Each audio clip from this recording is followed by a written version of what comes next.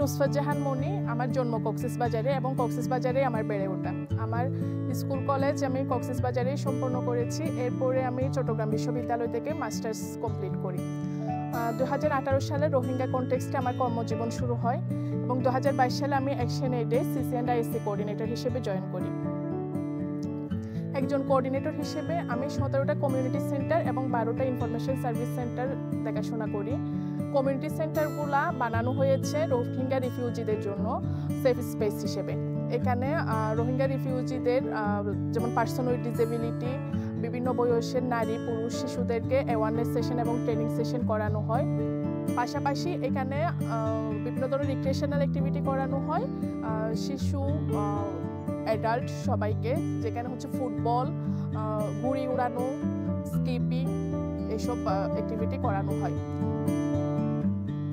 Rohingya কালচারকে promote করার জন্য community সেন্টারে রোহিঙ্গা কমিউনিটিদেরকে বিভিন্ন ধরনের কালচারাল অ্যাক্টিভিটি করানো হয়, যেমন গান, ছড়া, গল্প বলা ইত্যাদি।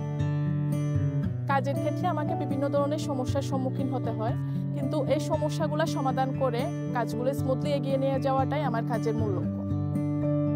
রোহিঙ্গা মেয়েরা খেলাধুলার ক্ষেত্রে আগে অনেকটা সুবিধা বঞ্চিত ছিল, কিন্তু এখন তারা ফুটবল খেলার সুযোগ পাচ্ছে। কিছুদিন আগে একটা রোহিঙ্গা মেয়ে এসে বলছিল সে মেসির মতো ফিফা ওয়ার্ল্ড কাপ খেলতে চায়। এই যে আমাদের কাজের মাধ্যমে রোহিঙ্গা মেয়েরা ওয়ার্ল্ড কাপের খেলার মতো অনুপ্রেরণা পাচ্ছে এবং স্বপ্ন দেখছে, এটাই আমার কাছে একটা খুশি লাগার বিষয়।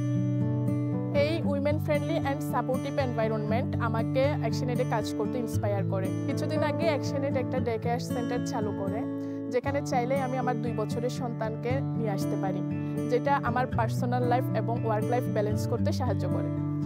অ্যাকশন এইডে যারা নতুন জয়েন করতে চায় তাদের প্রতি আমার অ্যাডভাইস, আপনি যে কাজই করেন না কেন অবশ্যই আপনার কাজের প্রতি কমিটেড থাকবেন এবং always remember there is no end to learning.